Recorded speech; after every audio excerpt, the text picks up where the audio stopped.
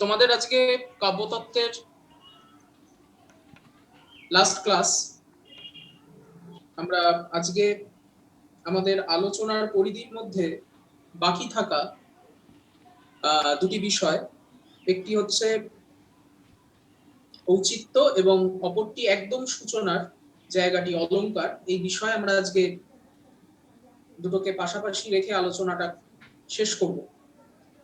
ইতিমধ্যে আমরা যেভাবে আলোচনাটাকে এগিয়ে নিয়ে গেছি, তাতে করে আমি অন্তত তোমাদের কাছ থেকে যা ফিডব্যাক পেয়েছি, এতে করে ধরে নিতে পারি যে মোটামুটি ভাবে এখনো আরো অনেক পথ পেরোনো বাকি আছে। তোমাদের নিজেদের পাঠ পরিধির মধ্যেও নতুন নতুন প্রশ্নের জন্ম সম্ভাবনার জায়গা এখনো থেকে যাচ্ছে, সেগুলো তো হবেই, কিন্তু মোটামুটি ভাবে অন্তত একটা ভর্তাই গোছের জায়গায় পৌঁছানো গেছে যে কাব্যতত্ত্ব বেসিক্যালি এই এতগুলো বিভিন্ন রকম মতবাদের সমাহারে প্রাচ্য কাব্যতত্ত্ব ঠিক কোন জায়গাটায় রিচ করতে চাইছে, এবং এই রিচ করার প্রবণতার মধ্য দিয়ে শুধু প্রাচ্য কাব্যতত্ত্বই বা আমরা বলি কি করে, পাশ্চাত্য কাব্যতত্ত্ব বা পৃথিবীর যেখানে যেখানে কাব্য সাহিত্যকে কেন্দ্র করে যে মতবাদগুলো, প্রাচীন অর্বাচীন যে কোনো মতবাদ, সেগুলোর যে মূল লক্ষ্য, মূল কেন্দ্র আসলে একটাই।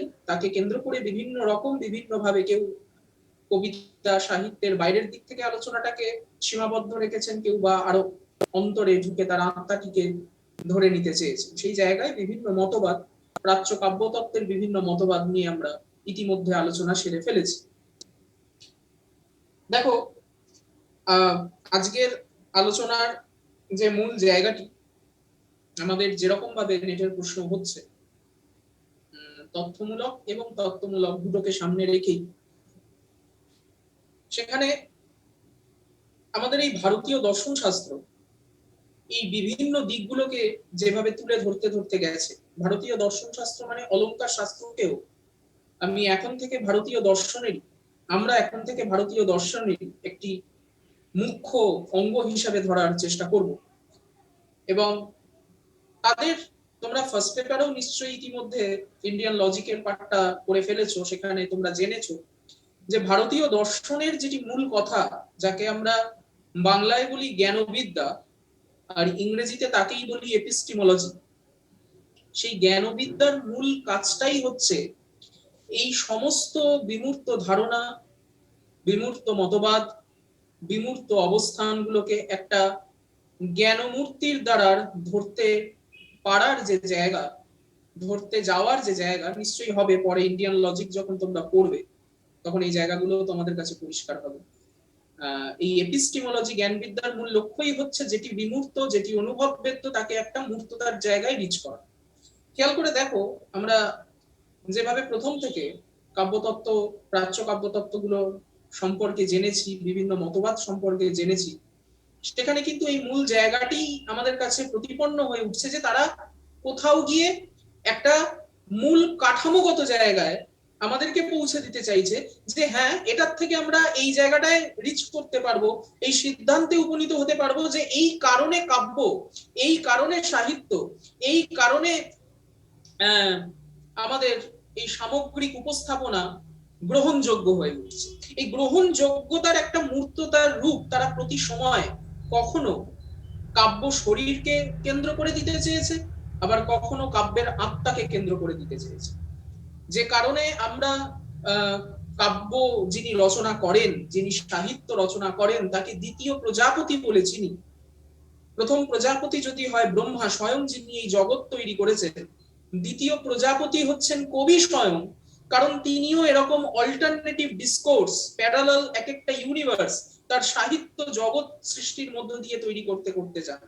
এটি কিন্তু কম সম্মানজনক বিশেষণ নয়। একজন কবিকে দ্বিতীয় প্রজাপতি বলার মধ্যেই আসলে লুকিয়ে আছে যে তিনি কতটা ক্ষমতার অধিকারী, যে কারণে প্লেটো পর্যন্ত তাকে দেশ ছাড়া করতে চেয়েছিলেন। সেই আমরা পোয়েটিক্সে পড়েছিলাম যে কবির ক্ষমতা এতটাই প্রবল যে সে কতটা প্রভাব বিস্তার করতে পারে। পরবর্তীকালে প্রাচ্য কাব্যতত্ত্বে এসে আমরা তার অভিধার একটি নতুন দিক পাবো, তাকেই দ্বিতীয় প্রজাপতি হিসেবে দ্বিতীয় ব্রহ্মা হিসাবে, যে প্রতিনিয়ত তার সাহিত্য জগতের মধ্য দিয়ে এই অল্টারনেটিভ ডিসকোর্স গুলোর জন্ম দিতে দিতে যাচ্ছে।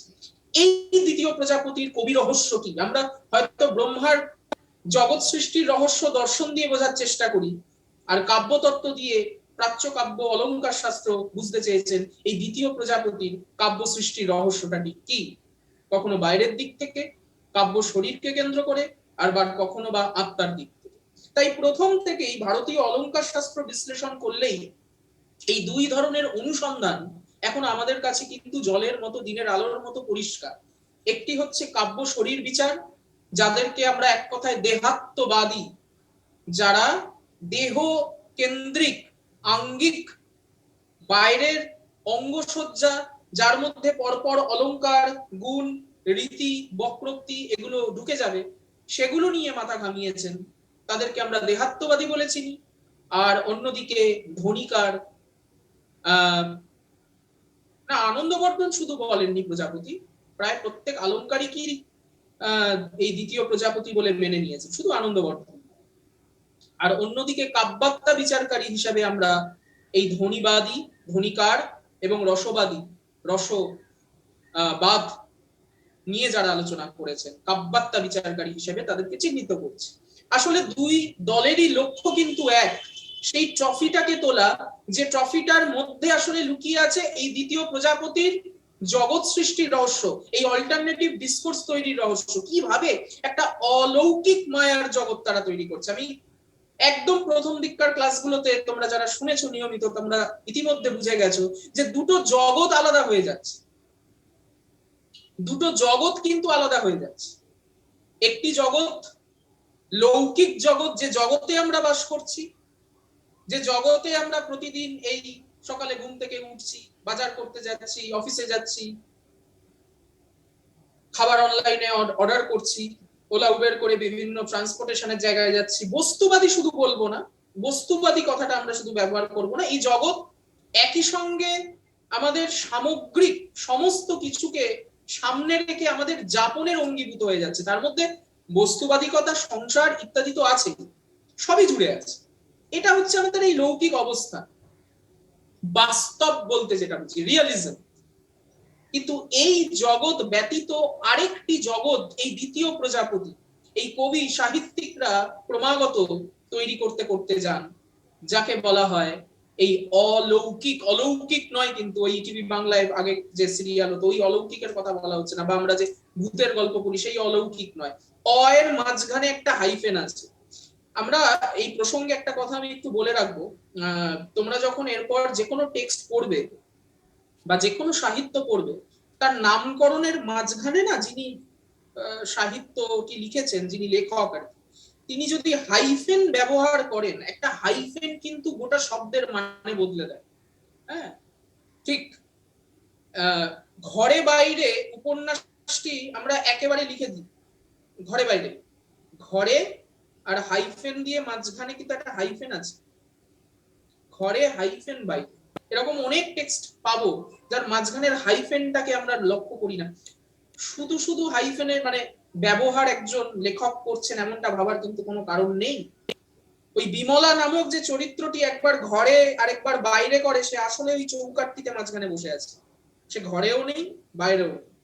প্রত্যেকটা জিনিসের ক্ষেত্রে এই হাইফেন জায়গাটি কিন্তু খুব মান্যতা সূচক একটা ভূমিকা পালন করে। তেমনি ভাবে অলৌকিক মানে ভুতুড়ে নয়, মানে লোকোত্তর। এই লোকোত্তর একটা জগৎ, একটা প্যারালাল ইউনিভার্স, একটা অল্টারনেটিভ ডিসকোর্স, যাকে আমরা পরবর্তীকালে আধুনিক লব্জ দিয়ে এই শব্দগুলোর ব্যবহার দিয়ে ধরতে চাই বা ধরতে চেয়েছি, যেখানে গিয়ে শোক, দুঃখ, ভয়, যেগুলো আমরা বাস্তবে পেতে চাই না, সেগুলো সাহিত্য একটা রস হিসেবে ম্যানিফেস্টেশনের জায়গায় চলে যাচ্ছে, অভিব্যক্তের জায়গায় চলে যাচ্ছে। আমরা টিকিট কেটে হাউমাউ করে কাঁদতে যাচ্ছি, টিকিট কেটে ভূতের সিনেমা দেখছি কেন, বা টিকিট কেটে কোনো এমন কিছু দেখছি যেটা আমাদেরকে আহত করছে কেন? আমরা কি নিজেদেরকে কষ্ট দিতে পেতে পেরে ভালোবাসি? তা তো নয়। আসলে সাহিত্যের এই জগতের মেকানিজমটা যা এই রিয়ালিজম, বাস্তবের জগৎ থেকে তাকে আলাদা করে দেয়, এই মূল প্রশ্নকে সামনে রেখে দুটি দল প্রথম থেকে প্রাচ্য কাব্য অলংকার শাস্ত্রের নাম যার আমরা নিই, অলংকারের এত প্রাধান্য আমরা প্রথম থেকে পেতে পেতে গেছি, যেই জন্য তার নামই হয়ে গেছিল অলংকার শাস্ত্র, তারা কিন্তু এই দুটো দলে প্রথম থেকে ভাগ হয়ে গেছিল, কিন্তু তাদের গন্তব্য, ফাইনাল ডেস্টিনেশন ছিল কিন্তু একটাই। এবং এই ভারতীয় অলংকার শাস্ত্রের এই দুটি দ্বিবিধ বিচারের মধ্যে কাব্য শরীর হচ্ছে সবার আগে। প্রথমেই কাব্যাত্মার দিকে কেউ পৌঁছতে পারে, প্রথমেই আত্মাটিকে। আমরা কিন্তু আগে ঠিক উল্টো কাজটা করেছি। কেন করেছি এতদিনে তোমাদের কাছে সেটা পরিষ্কার। আমরা আত্মাটাকে বুঝে নিয়েছি, এবার শরীরটার দিকে যাচ্ছি। শরীর থেকে আত্মা যেতে গেলে যে ক্রোনোলজি আমাদেরকে পেরোতে হতো সেটা অনেক বেশি যান্ত্রিক ছিল। আমরা আত্মা থেকে যখন শরীরে যাচ্ছি তখন আমাদের কাছে বাইনারিটা পরিষ্কার হয়ে গেছে। এখন আমরা দেখতে পাবো এই কাব্য শরীরটাই দিয়েই কিন্তু এদের যাত্রা শুরু হয়েছিল। এরা প্রথমে আত্মায় যেতে পারিনি এবং এটাই স্বাভাবিক। বাইরের দিক থেকে দেখে তবেই তো আমি ভেতরের দিকে যেতে পারবো। এদের যে প্রথম দিককার অনুসন্ধান, অন্বেষণ, সেটা কিন্তু এই কাব্য শরীরকে কেন্দ্র করে এবং শব্দার্থ তত্ত্ব, যেটাকে আমরা একদম ভামহ কথিত, যদি ভরতের পর, রসসূত্রের পর ভামহ কথিত যে কথাটি সর্বপ্রাচীন হয়ে আছে কাব্য নির্মাণ কৌশলের ক্ষেত্রে, শব্দার্থৌ সহিতৌ কাব্যম, শব্দ আর অর্থের সহিতত্ব। সাহিত্য কথাটার মধ্যে তো এই সহিতত্ব আছে। তাহলে সাহিত্য কি? শব্দ অর্থের সহিতত্ব, শব্দ অর্থের মিলন, শব্দ অর্থের হরগৌরীর মিলনের নামই কাব্য বা সাহিত্য। এই প্রাথমিক আলগোছে হলে, খানিকটা আলগোছে, খানিকটা একটুখানি ক্যাজুয়ালি এই কথাটা বলার মধ্য দিয়েই কিন্তু কতগুলো নতুন প্রশ্নের জন্ম সম্ভাবনার বীজকে বপন করে দিয়েছিলেন ভামহ, যেখান থেকে কি ধরনের সম্পর্ক, কি ধরনের সহিতত্ব, এই প্রশ্নটাকে সামনে রেখে এতগুলো দেহাত্মবাদীদের মতবাদ বেরিয়ে এসছে। তার মধ্যে অলংকার, গুণ, রীতি, বক্রোক্তি, ক্রোনোলজিক্যালি পরপর আমরা পেয়ে গেছি। এই শব্দার্থ, এই জায়গাটি হচ্ছে একটা সূচনা বিন্দু, একটা উৎসমুখ। যে উৎসমুখ শব্দ অর্থের কোন ধরনের মিলনের জন্য একটা কাব্য কাব্য হয়ে উঠছে, এই জায়গাটিতে এমফাসিস দিতে গিয়ে দেহাত্মবাদীদের মুখ্যত এই চারটি মতবাদের জন্ম সম্ভাবনাকে ফুটিয়ে তুলেছিল। তার মধ্যে অলরেডি বক্রোক্তি, গুণ, রীতি সম্পর্কে আমরা আলোচনা সেরে ফেলেছি। অলংকার নিয়েও বাই ডিফল্ট এই সমস্ত মতবাদ নিয়ে আলোচনা করতে করতেও কিন্তু আমরা অলংকার তত্ত্ব নিয়েও বিভিন্ন সময় তার মূল আলোচ্য প্রতিপাদ্য তত্ত্বটিকে বুঝে নিয়েছি। এবং এইটা আমাদের কাছে এই মুহূর্তে দাঁড়িয়ে খানিকটা হলেও পরিষ্কার, এই শব্দার্থ তত্ত্ব থেকে নির্গত হওয়া অলংকারবাদ আসলে এটাই প্রমাণে মানে শতব্যস্ত ছিল যে অলংকার কাব্যকে কাব্য করে তুলছে। কারণ ওই সময়ে দাঁড়িয়ে, যে সময়কার কথা বলছি, ভামহ, বামন এবং অন্যান্য পরবর্তীকালের যারা অন্যান্য কাব্যতাত্ত্বিকেরা, তারাও অলংকারের এই একচ্ছত্র আধিপত্যকে সরাতে পারছে না।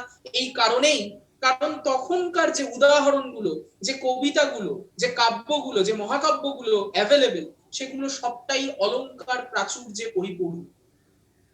তো স্বাভাবিকভাবেই এই বোধটা প্রতীতি, এই জ্ঞানের প্রতীতিটা হওয়াটা খুব একটা অস্বাভাবিক নয় যে হ্যাঁ বাবা, যে কবি ভালো অলংকার প্রয়োগ করতে পারে সেই কবিতা লিখতে পারে। এই আপাত সরলীকরণ, জেনারেলাইজেশন হওয়াটা অস্বাভাবিক ছিল না, এবং ছিল না বলেই কিন্তু অলংকারবাদীরা প্রথম দিকে তাদের সৃষ্ট মতবাদের এই ভ্রমটি, এই ভ্রান্তিটি অনুভব করতে পারেন। তারা এটা ধরেই নিয়েছিলেন অলংকার আছে বলেই একটা কবিতা আছে, অলংকার আছে বলেই সাহিত্য আছে।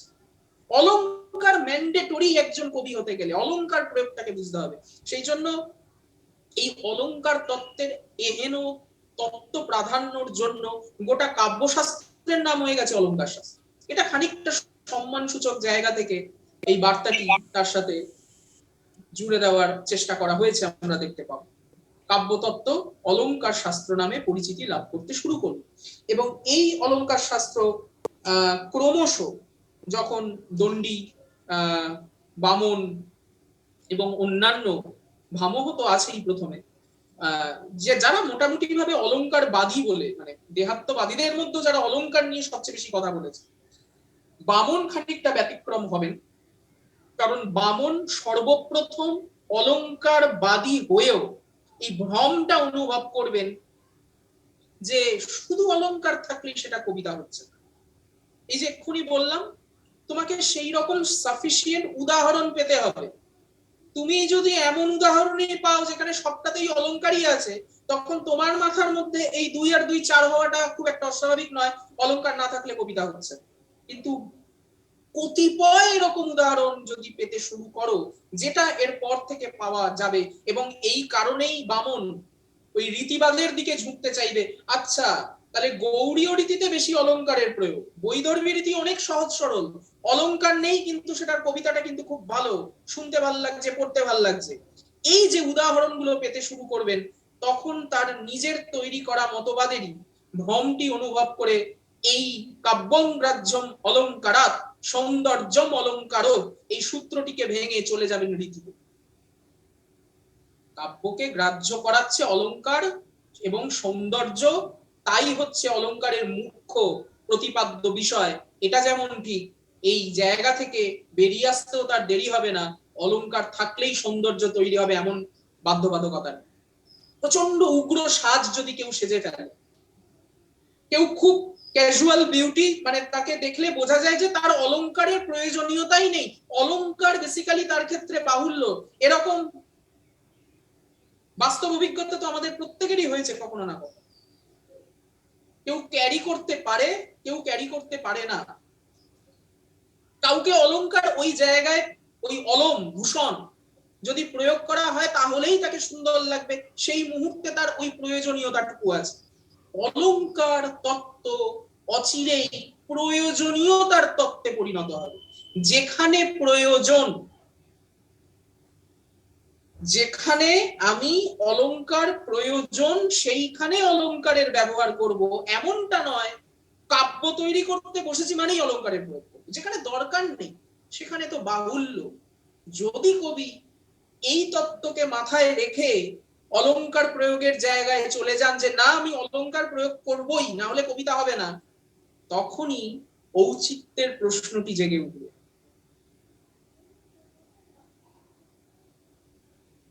না, বক্রোক্তিতে লোকোত্তর জগতে নিয়ে গেলেও বক্রোক্তিবাদ, সঞ্জীব যিনি প্রশ্ন করেছেন, বাঁকিয়ে কথা বলা একটা অন্যতর জায়গাতে গেলেও আলটিমেটলি এই বক্রোক্তি বিষয়টি, বাঁকিয়ে কথা বলার বিষয়টি তো নির্ভর করছে ওই কতগুলো শব্দ বক্রতা, পদপূর্বার্ধ বক্রতা, যে 6টি ভাগ বলেছি, সেগুলো তো দাঁড়িয়ে আছে শব্দ চয়ন, শব্দের ব্যবহারের উপর। আমি যখনই শব্দের উপর দাঁড়িয়ে লোকোত্তর হবার কথা বলবো, সঞ্জীব বাবু যিনি প্রশ্ন করেছেন, সেটা তো দেহাত্মবাদী হবে, সেটা তো কাব্য শরীরকে বিচার করেই হবে। আমি যখন কাব্যের আত্মা নিয়ে কথা বলবো, রস নিয়ে কথা বলবো, সেটা কি কেবল শব্দের উপর দাঁড়িয়ে আছে, বাচ্চার্থের উপর দাঁড়িয়েছে না। যখন ব্যঞ্জনা নিয়ে কথা বলছি, সেটা কি শব্দের উপর বাচ্চার্থের উপর দাঁড়িয়েছে না। যখনই শুধু শব্দের উপর দাঁড়িয়ে বলছি, তখন সেটা দেহাত্মবাদ, তখন সেটা আঙ্গিকগত আলোচনা, তখন সেটা কাব্যের বহিরাঙ্গিক আলোচনা। বোঝা যাচ্ছে সঞ্জীব বাবু যিনি প্রশ্ন করেছেন যে কেন বক্রোক্তিবাদ দেহাত্মবাদ? ভালো প্রশ্ন। কারণ আলটিমেটলি এই যাত্রাটা ধ্বনির প্ল্যাটফর্মটা বক্রোক্তিবাদ শুরু করে দিলেও, এই ধ্বনির আপাত সূচনাটুকু যেখানে পরবর্তীকালে আনন্দবর্ধন এসে ব্যঞ্জনার জায়গায় গিয়ে স্থিত হবেন, সেটা শুরু করে দিলেও কিন্তু কোনোভাবে লোকোত্তর হয়েও আলটিমেটলি তাকে শব্দ বন্ধনেই কিন্তু বেঁধে দিচ্ছেন। তিনি মুক্ত করছেন রীতিবাদের অঞ্চল ভিত্তিক অবস্থান থেকে, কিন্তু আলটিমেটলি বেঁধে দিচ্ছেন ওই 6টা ভাগের মধ্যে। সেটা তো আঙ্গিকগত বিভাজনের ওই সীমায়িত পরিসরেই বেঁধে ফেলা হবে। এরপরে যে দুটো মতবাদ আসবে, তারা বেসিক্যালি সাহিত্যকে এই ধরনের কোনো নিয়মতান্ত্রিকতার জালে বাঁধবে না। ওকে, থ্যাংক ইউ।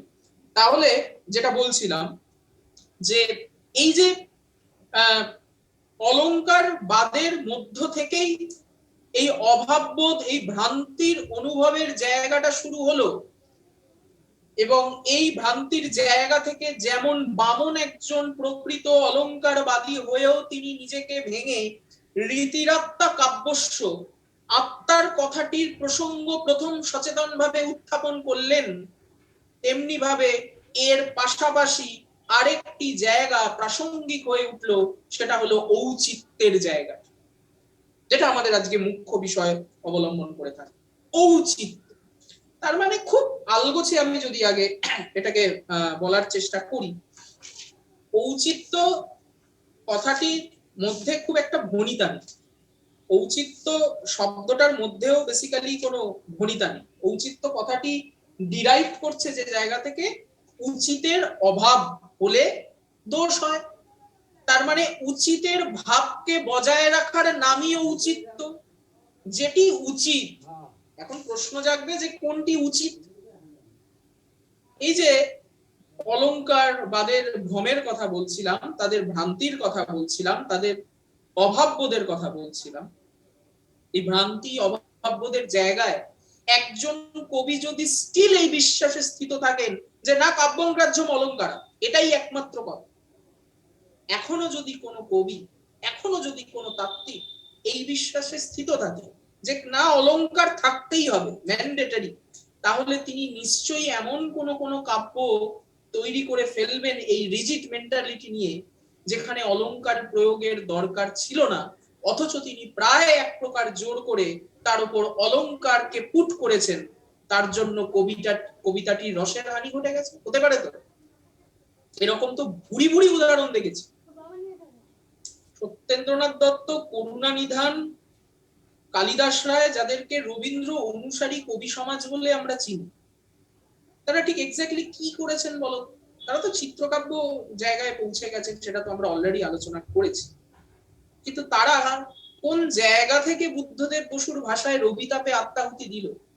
কেন বুদ্ধদেব বসু রবীন্দ্রনাথ ও উত্তর সাধক প্রবন্ধতে তাদেরকে তাদের নাম করে একদম নাম করে এটা বলতে বাধ্য হলেন যে এদের পোটেনশিয়াল ছিল, কিন্তু আলটিমেটলি এরা নিজেদের এই পোটেনশিয়ালিটিকে না চিনে রবীন্দ্রনাথ নামক চোরাবালিতে ডুবে গেল। তারা কি করেছিল? সত্যেন্দ্রনাথ দত্ত কি করেছিল? যে এই যে ছন্দ এবং বাইরে থেকে কতগুলো চটক এবং রবীন্দ্র ভাবকে আত্মস্থ করে কবিতা লেখার প্রয়াস, সেখানে তারা বেসিক্যালি রবীন্দ্রনাথের বাই প্রোডাক্ট হিসেবে কতগুলো কবিতার জন্ম দিতে গেছিলেন। ছন্দের ব্যায়ামে পর্যবসিত হয়েছিল সত্যেন্দ্রনাথ দত্তের কবিতা, কানের ব্যায়াম, বুদ্ধদেব বসু পরবর্তীকালে বলছে। তার কবিতা থেকে কি কোন রকম ব্যঞ্জনা আমরা কয়েকটা, হার্ডলি একটা দুটো কবিতা বাদে তার বেশিরভাগ কবিতা পর্যবসিত হয়েছে ছন্দের ব্যায়ামে। বা যখন তিনি সংস্কৃত ছন্দকে অনুসরণ করে ভুজঙ্গ প্রয়াত, শার্দুল বিকৃত, অনুষ্টুপ, এই একদম লঘু গুরু গণকে সামনে রেখে কর গুনে গুনে কবিতা লিখলেন, সেই কবিতাগুলো কবিতা হলো? তিনি তো তখন বোঝার তার কথাও নয় যে সংস্কৃত ছন্দ আর বাংলা ছন্দের মধ্যে মূল তফাৎটা কোথায়, বর্ণ আর ধ্বনির তফাৎটা কোথায়। সংস্কৃত ছন্দ দাঁড়িয়ে আছে বর্ণের উপর, বাংলা ছন্দ দাঁড়িয়ে আছে ধ্বনির উপর, ফোনের উপর, ফোন পর্ব বিভাজনের উপর, সেটা তার জানতে পারার কথা নয়। কিন্তু না জানতে পেরেও তিনি যান্ত্রিকভাবে সংস্কৃত ছন্দের উপর্যুপরি অলংকার প্রয়োগে তার কবিতাগুলো যে তৈরি করে দিয়ে গেছেন, তা কেবলই আজকে আমরা শিশু ভোলানো ছড়া হিসাবে পড়ি। সেটা কি তার যোগ্য সম্মান দেওয়া হয়? অথচ ছড়া লিখবেন বলেই সুকুমার রায় যখন আবোল তাবোল লেখেন, তখন কি সেটা কেবল ছড়া থাকে? একজন কবি প্রতিভা কোথায় আলাদাটা হচ্ছে তোমরা ধরতে পারছো? এই নির্মাণ কৌশলের জায়গাগুলোতে তারা ঢুকতে চেয়েছে প্রাচ্য কাব্যতাত্ত্বিকেরা। একজন ছড়া লিখবে বলে সেটি একটি প্রতীক কবিতা হয়ে যায়, আর একজন কবিতা লিখবে বলে তা একটি যান্ত্রিক কবিতার অনুরণন বা নিম্নমানের ছড়ায় পর্যবসিত হয়। কেন? ছেলেগুলানো ছড়া। এই কারণগুলোর জন্য সত্যেন্দ্রনাথ দত্ত হয়তো কোনো কারণে এই রিজিড মেন্টালিটিটাই মাথার মধ্যে ঢুকিয়ে রেখেছিলেন যে না বাবা, অলংকার দিয়েই কবিতা হবে, অলংকার ছাড়া কবিতা হবে না। তাতে করে যেটি দাঁড়ালো, তাতে করে যেটি ফলাফল হলো, কবিতা হলো, ছড়া হলো, কিন্তু সেটা কোনোভাবেই ব্যঞ্জনাটাকে প্রতীতির জায়গায় নিয়ে যেতে পারলো না, যেটা অসম্ভব। তার মানে অলংকার থাকলেই, অলংকার প্রয়োগ করলেই কবি একটা ভালো কবিতা যেটা হতে পারতো সেটা অকবিতাও হতে পারে, অব্যঙ্গ কাব্যও হতে পারে। চিত্রকাব্য শুধু নয়, অব্যঙ্গ কোনো ব্যঞ্জনাই না থাকতে চিত্রকাব্যও না হতে পারে, কিছুই না হতে পারে। তাহলে অলংকার কবিতার সৌন্দর্য বৃদ্ধির পরিচায়ক যেমন, তেমনি ভাবে কবিতার রসের হানিও ঘটাতে পারে কোনো অশক্তি বা কোনো কবি অকবির হাতে পড়লে। আমি এটার মানে এটা ধরো না সত্যেন্দ্রনাথ দত্তকে অকবি বলা হচ্ছে, করুণানিধি, এইটা বলা উদ্দেশ্য না। কেউ অকবি না, সকলেই কবি, সকলেই চেষ্টা করে। কিন্তু সত্যিকারে অবজেক্টিভলি যদি আমরা দেখতে চাই, নৈর্ব্যক্তিক ভাবে নিরপেক্ষ ভাবে যদি দেখতে চাই, যেখানে অলংকার প্রয়োগের দরকার নেই সেখানে কবি যদি জীবনানন্দের কবিতাকে চিত্রকাব্যকে বলা হয়, কে বলে গো? পাপিয়া দত্ত এই একটা অদ্ভুত প্রশ্ন করেছো, জীবনানন্দের কাব্যকে চিত্রকাব্য কে বলে? তার নাম কি যে বলে? তার নাম, ফোন নাম্বার পেলে আমাকে একটু দিও তো, কথা বলবো। কে বলে গো জীবনানন্দের কাব্য চিত্রকাব্য? মানে কোন অর্থে বলছো? মানে চিত্রকাব্য যেটা আমরা আলোচনা করছি সেই অর্থে চিত্রকাব্য বলছো, না রবীন্দ্রনাথ বলেছিল চিত্র রূপময় জীবনানন্দের কবিতা সেইটা অর্থে বলছো? আমার মনে হয় পাপিয়া যে প্রশ্ন করেছো একটু গুলিয়ে ফেলেছো। জীবনানন্দের কাব্য কবিতা কিভাবে চিত্রকাব্য হবে গো? যাই হোক,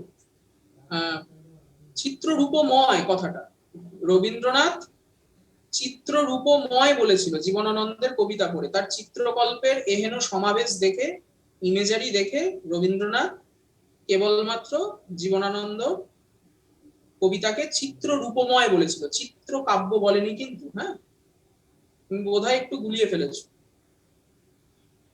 রবীন্দ্রনাথও খুব শেয়ানা, মানে ভীষণই মজাদার লোক। জীবনানন্দের কবিতা রবীন্দ্রনাথকে এত আহত করেছিল, খুব স্বাভাবিক। মানে প্রসঙ্গটা যেহেতু উঠলো, এই প্রসঙ্গগুলো এই সঙ্গে জড়িত, তাই আমি জাস্ট ছোটভাবে বলে রাখছি যে জীবনানন্দের কবিতা তো বেসিক্যালি রবীন্দ্রনাথ খুব সহজ মনে মেনে নেয়নি। মানে বেসিক্যালি কোনো আধুনিক কবিদের কবিতাই তিনি সহজ মনে মেনে নেয়নি, চেষ্টা করেছিলেন। জীবনের শেষ দিন পর্যন্ত রবীন্দ্রনাথকে দুটো জিনিস যার পর নাই আঘাত করেছিল, এক হচ্ছে নারী ভাবনা, আর দুই হচ্ছে আধুনিকতা। এই দুটো নিয়ে তিনি কোনোদিন শান্তি পায়নি, এবং না পাননি বলে আমাদের ভালো হয়েছে, কারণ তিনি প্রচুরবার নিজেকে ভেঙেছেন, আলাদা কথা। কিন্তু জীবনানন্দের কবিতা পড়ে তিনি যে জায়গাটিতে পৌঁছচ্ছিলেন, তিনি বুঝতে পেরেছিলেন যে আলটিমেটলি একটা নতুন যুগের শুরু হয়ে গেছে। এবং রবীন্দ্রনাথ নামক যে ব্র্যান্ড, যেটা সচেতন ভাবে রবীন্দ্রনাথ নিজেও কিছুটা বাংলা সাহিত্য পাঠকদের কাছে 500 বছরের ভাত কাপড়ের দায়িত্বের পুরো দায়িত্বটা নিজের কাছে তুলে নিয়েছিলেন, সেই জায়গা থেকে ভয় পেয়েছিলেন। তিনি বুঝেছিলেন যে না, এরপর যে যুগটা শুরু হয়ে গেল সেখানে আমার কবিতা থাকবে, আমার গান থাকবে, সবই থাকবে, কিন্তু এরা আরো বেশি করে থাকবে। এই সময় আমার কবিতাকে চাইছে না, আমার চিন্তাকে চাইছে। সেজন্য বারবার ভেঙেছেন, শেষের কবিতার মতো দুর্বলতম উপন্যাস লিখেছেন, অনেক কিছু করেছেন। এবং জীবনানন্দের কবিতা পড়ে জাস্ট এক লাইনে লিখে দিয়েছেন চিত্ররূপময় কবি। উনি আর ওর ব্যাখ্যার মধ্যে জানেন। রবীন্দ্রনাথ কি চাইলে যেতে পারতেন না? পারতেন। তার বদলে তিনি এই সময় বাস্তব, তথ্য, সত্য, এই যে প্রবন্ধগুলো তোমাদের পাঠ্যও আছে নেটের সিলেবাসে, কি অসামান্য সমস্ত প্রবন্ধ, কি অসামান্য সমস্ত জায়গা তৈরি করেছেন। হ্যাঁ ইন্দ্রাণী, তুমি যে প্রপাইটির কথা বলেছো সেই প্রসঙ্গে আমি যাব, ভালো প্রসঙ্গক্রমে ঠিক জায়গাতেই গেছো, আমি যাবো সেটা। এই সমস্ত জায়গা কিন্তু তৈরি করেছে। ফলত যে কথাটা বলছিলাম যে এই চিত্রকাব্য বলো বা অব্যঙ্গ কাব্য বলো, এই সমস্ত কিছু একজন কবি অলংকার প্রয়োগ করেও করতে পারে। তার মানে যে কবিতা অলংকারকে ডিজার্ভ করে না, যে কবিতায় অলংকারের বাহুল্য কবিতার রসের হানি ঘটায়, সেখানে যদি কবি বাইরে থেকে এই অলংকার প্রয়োগটিকে মুখ্য করে তোলেন, তাহলে আমরা তাকে বলতে পারি ঔচিত্যের হানি ঘটেছে। কেন আমি বলছিলাম এই ঔচিত্য বেসিক্যালি এখন থেকে হয়ে উঠবে, কি কি হলে কাব্য হতে পারে সেই নিয়ে চর্চা চলছে, কি কি হলে কাব্য হয় না সেই বিষয়ক তত্ত্ব। আমি কয়েকজনের কথা এই প্রসঙ্গে উল্লেখ করব ঔচিত্য সম্পর্কে বলতে গিয়ে। তার মধ্যে প্রথমেই মানে সবার আগে কে ঔচিত্য নিয়ে কথা বলেছে এটা নিয়ে একটা বিতর্ক আছে। আমরা দণ্ডী নামক এই ব্যক্তিটির নাম প্রায় সব জায়গায় পাবো। হ্যাঁ, দণ্ডী এই ব্যক্তিটি প্রায় সমস্ত তত্ত্ব নিয়ে কিছু না কিছু খুচখুচ করে বলে গেছে, কিন্তু কোনোটাই নিয়ে খুব বড় করে এলাবোরেটলি কিছু বলেনি। দণ্ডী আমরা দেখতে পাচ্ছি, আমরা মনে করি সর্বপ্রথম ঔচিত্য সম্পর্কে আলগোছে হলেও এর তত্ত্বটি উত্থাপন করেছেন দণ্ডী কাব্যাদর্শ এবং উপমার দোষ। ক্ষেমেন্দ্রের কথা আমরা পাবো অনেক পরে, কাশ্মীরি ঔচিত্যবাদের জনক ক্ষেমেন্দ্র অনেক পরে। ক্ষেমেন্দ্রকে আমরা প্রথম সচেতন ঔচিত্যের তাত্ত্বিক বলে মনে করি, কারণ তিনি প্রথম সংজ্ঞাটা দেন। কিন্তু তার আগে যারা ঔচিত্য নিয়ে কথা বলেছেন, আনন্দবর্ধন বলেছেন, দণ্ডী বলেছেন, ভামহ বলেছেন, এরা কিন্তু কোনো সংজ্ঞা দেয়, কিন্তু এরা কথা বলেছে। দণ্ডী কি বলেছিলেন? মোটামুটি আমরা সর্বপ্রথম যদি ধরি, দণ্ডী ঔচিত্যের প্রসঙ্গটা আনছেন, উত্থাপন করছেন, সেটা কিন্তু ঔচিত্য নামে নয়, দোষ নামে। যে উপমা ব্যবহার করছি বটে একজন কবি, উপমা ব্যবহার মুহুর্মুহু করছেন বটে একজন কবি, কিন্তু সেই ব্যবহার প্রয়োজনীয়তা যদি মাত্রাতিরিক্ত জায়গায় পৌঁছে যায়, মাত্রাতিরিক্ত অবস্থানে পৌঁছে যায়, তাহলে যে সমস্যাটা হতে পারে সেটা হচ্ছে উপমার দোষ। যেখানে উপমার দরকার নেই, এটা খেয়াল করে দেখো, অলংকারবাদীদের মধ্যে লিমিটেশন সম্পর্কে, অলংকার নিয়ে কথা বলতে বলতেই তার সম্পর্কে, তার অলংকারবাদের ভ্রম সম্পর্কে কিন্তু একটা জায়গা তৈরি হতে হতে যাচ্ছে। আমি এখনো ঔচিত্যের মধ্যে ঢুকলামই না, আমি গেলে উদাহরণগুলো দেব। আমি আগে প্রত্যেকে কে কিভাবে ঔচিত্যকে দাঁড় করিয়েছে বলে, ক্ষেমেন্দ্রের কথা বলে তারপর উদাহরণে। আমরা দেখতে পাচ্ছি উপমার এই দোষ সম্পর্কে বলতে গিয়ে দণ্ডী বলছেন যে কোন কবি যখন উপমা ব্যবহার করছেন তখন তার ওই দোষগুণ সম্পর্কে খেয়াল রাখা উচিত, কোথায় উপমা ব্যবহার করা উচিত। তিনি আলগোছে হলেও কিন্তু এই উচিত অনুচিতের প্রসঙ্গ উত্থাপন করে দিলেন। এবং এরপর আনন্দবর্ধন অনেকটা এলাবোরেটলি, অনেকটা, কিন্তু কোনো ঔচিত্যের সংজ্ঞা দেবেন না, মানে এটাকে একটা আলাদা করে তত্ত্ব হিসেবে মানবেন না, কেবল কতগুলো বিধিসম্মত সতর্কীকরণ হিসাবে দেখবেন। ধন্যালোকের তৃতীয় উদ্যোগ, সেখানে বলবেন দু রকমের দোষ হতে পারে। যে দোষের কথা উপমার ক্ষেত্রে দণ্ডী তুলবে, আনন্দবর্ধন তাকে দুটি ভাগে ভাগ করবেন। একটিকে বলবেন অবুৎপত্তিকৃত, অর্থাৎ এটাকে আমরা অনিচ্ছাকৃত বলতে পারি। কবি শব্দের ব্যুৎপত্তিগত অর্থের সঙ্গে ওয়াকিবহাল না থেকে তাকে কখনো কখনো ভুলবশত ব্যবহার করে ফেলেছেন, কিন্তু তিনি আসলে শক্তিশালী কবি। সেক্ষেত্রে কবিতার যে শিথিলতা তৈরি হয়, সাহিত্যের যে শিথিলতা তৈরি হয়, সেটা দোষ হতে পারে এক। আর দুই, অশক্তিকৃত, কবির শক্তি নেই কবিতা লেখা, এটা রসদোষ নয়, রসদোষ পরে আসবে, রসৌচিত্যে যেটা তুমি বলছো পাপিয়া, সেটা পরে আসবে। দ্বিতীয় দোষটা হচ্ছে অশক্তিকৃত, মানে যে আমার কবি হওয়ার যোগ্যতাই নেই, ওই অনেকটা চিত্রকাব্য লেখার মধ্যে জুড়ে যাবে। আনন্দবর্ধন এখন থেকে ধ্বনি ব্যঞ্জনাকে কেন্দ্র করে কাব্যের ক্লাসিফিকেশন যে করছেন, তার সঙ্গে এই দোষগুলোকে জুড়ে তিনি আলোচনাটা করছেন। কিন্তু অশক্তিকৃত, এই অশক্তিকৃতের জায়গা থেকেই চিত্রকাব্যতে যাবে, যেখানে চিত্রকাব্য লিখছেন একজন যার কবি হওয়ার যোগ্যতা নেই, অথচ কয়েকটা ভালো কবিতাকে সামনে রেখে কতগুলো শব্দ চটক তৈরি করে কবিতা লিখছেন, চিত্রকাব্য বলে যাকে আমরা জেনেছি। এর ফলেও ওটা বেসিক্যালি দোষযুক্ত কাব্য। এবং আমরা দেখতে পাবো এই দোষগুণের ব্যাপারটা কলা কৌশলের অভাব, একদমই তাই ইন্দ্রাণী। এই দোষগুণের ব্যাপার বা যথাযোগ্যতা বিচারের এই অবস্থানটা যখন থেকে তৈরি হচ্ছে, তখন থেকে ধনিকার আনন্দবর্ধন কাব্যের ক্লাসিফিকেশন গুলোকে নিয়ে বেশি মাত্রায় মাথা ঘামাচ্ছে। এবং এই জায়গা থেকে, এই দোষ গুণের জায়গা থেকে, মানে এই যে দোষের কথা তিনি বললেন, দুটি দোষ, অবুৎপত্তিকৃত আর অশক্তিকৃত, সেখান থেকে তিনি চলে যাবেন রীতির জায়গায়। তাকে তিনি দাঁড় করাবেন এই দোষগুলো বেসিক্যালি কতগুলো রীতির ওপর। কি কি? সংঘটনৈক রূপগুণা, গুণাধীন সংঘটনা, আর সংঘটনাশ্রয় গুণা। এই তিনটে রীতিকে যদি মানা হয়, দেখো খেয়াল করে দেখো, রীতি বলতে আনন্দবর্ধন এখন কোন ভাবে ব্যাপারটাকে দাঁড় করাচ্ছেন, এই রীতি মানে কোনো অঞ্চল ভিত্তিক স্টাইল নয়, এই রীতিগুলো বেসিক্যালি ওই দুটো দোষ, অবুৎপত্তিকৃত আর অশক্তিকৃত, এই দুটো দোষকে কাটানোর জন্য তিনটি বিষয়ের সম্পর্কে কবিকে সচেতন থাকতে বলছেন। তিনটি বিষয় কি কি? সংগঠনৈক রূপগুণা, গুণাধীন সংঘটনা, সংঘটনাশ্রয় গুণা। এই তিন রীতির নিয়ামকই হচ্ছে ঔচিত্য। এগুলো কি?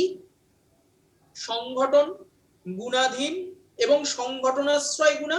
সোজা কথায় একজন কবি যখন কবিতা লিখতে বসছেন, এই তিনটে যে গুণের কথা আলাদা আলাদা করে আমরা বলছি, একজন কবি যখন আলাদা করে সাহিত্য রচনা করতে বসছেন, একজন সাহিত্যিক যখন কবিতার রচনা করতে বসছেন, তখন তিনি প্রত্যেকটা শব্দের ব্যুৎপত্তিগত অবস্থান, তার গুণাগত অবস্থান, যে গুণগুলো অলরেডি গুণতত্ত্বে আমরা শুনেছি জেনেছি, তার সম্পর্কে ওয়াকিবহাল থাকতে হবে। এই তিনটে বেসিক্যালি পারিভাষিক শব্দ, যা আসলে ডিনোট করে কবির শব্দ জ্ঞান, কবির অর্থ জ্ঞান। কেউ শব্দ জ্ঞান না হলে অর্থ জ্ঞান হয় না, অর্থ জ্ঞান না হলে ব্যঞ্জনার জ্ঞান হয়। এই তিনটে জিনিসের নিয়মকে মেনটেন করে যদি একজন কবি কবিতা লেখেন, সাহিত্য লেখেন, তাহলে তিনি বলছেন ঔচিত্যের হানি হয় না, দোষ দেখা যায় না।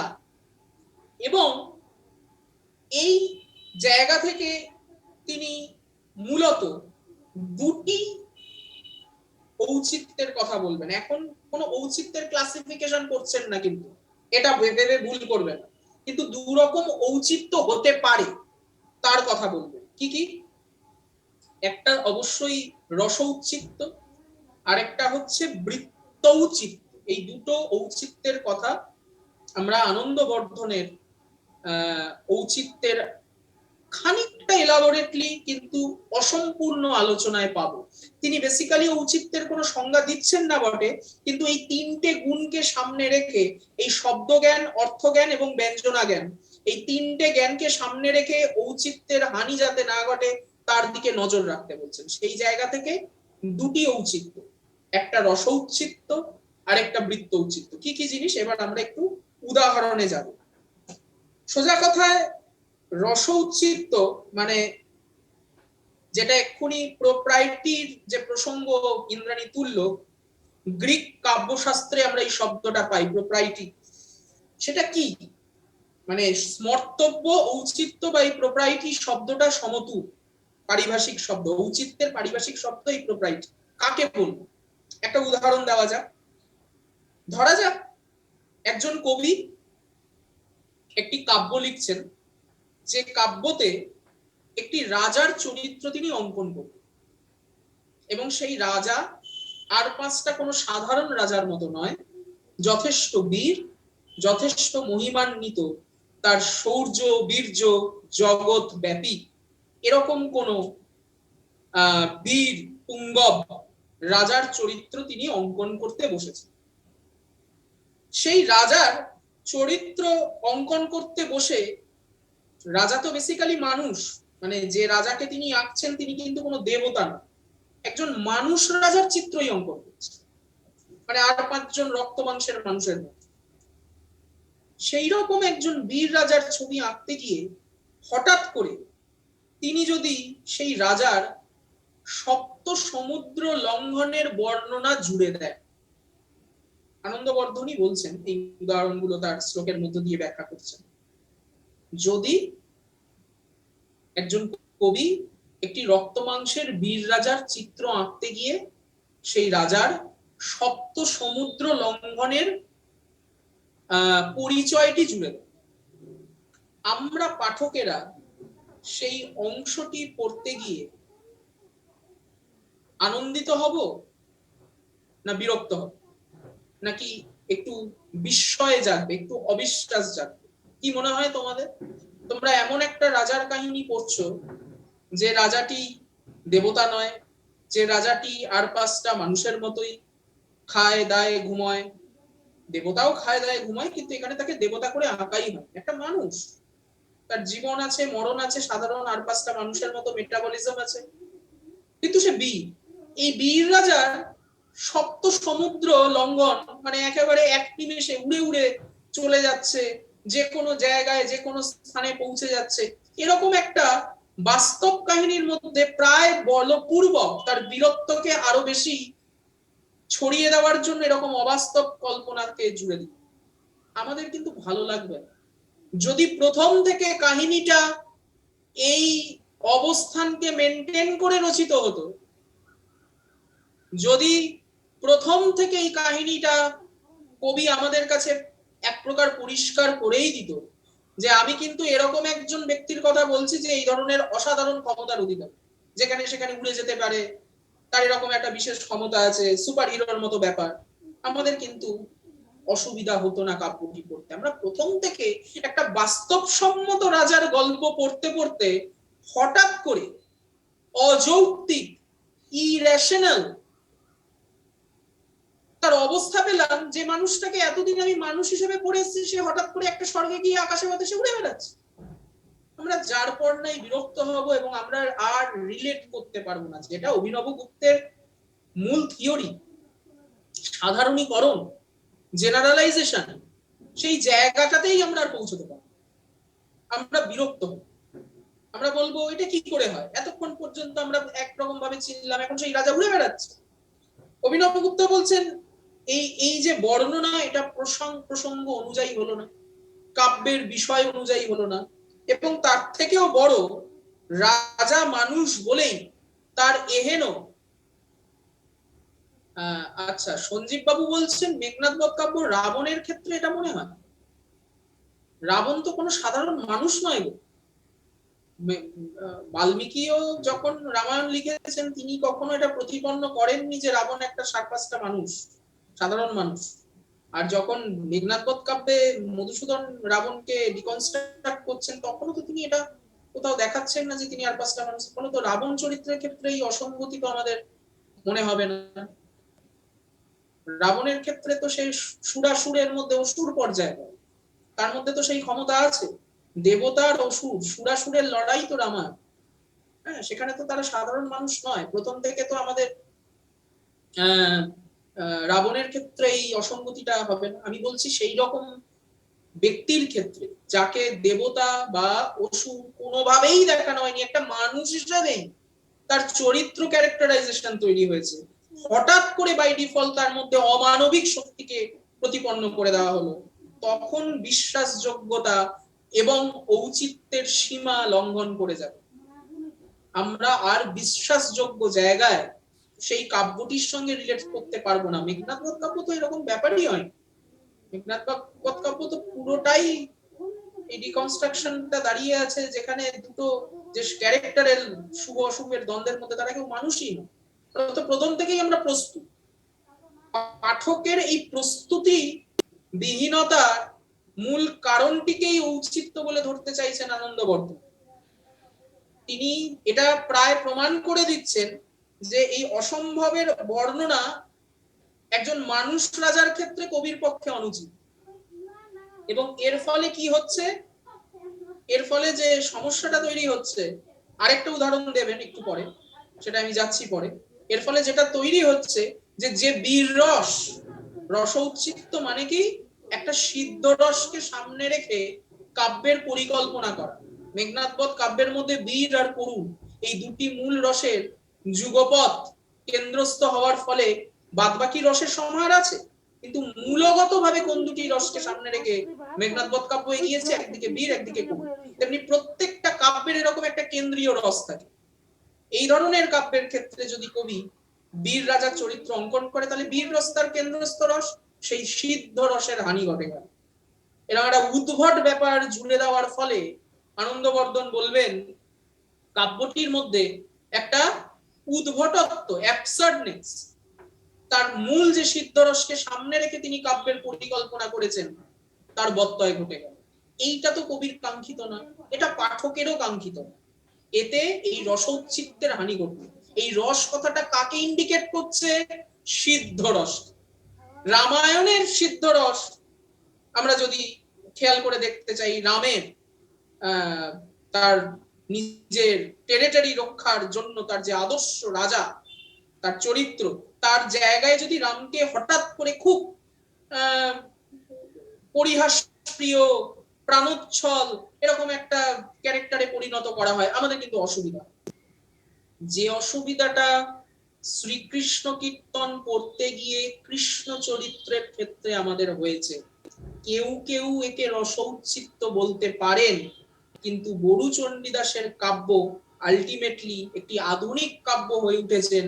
কারণ এখানেই মজাটা, একটা কখন কাব্য ডিকনস্ট্রাক্টেড হবে আর কোনটা এই ঔচিত্যের ফাঁদে পড়ে, দোষের ফাঁদে পড়ে অকাব্য হবে। এই জায়গাগুলো কিন্তু খুব সূক্ষ্ম, খুব অনুভবের জায়গায়।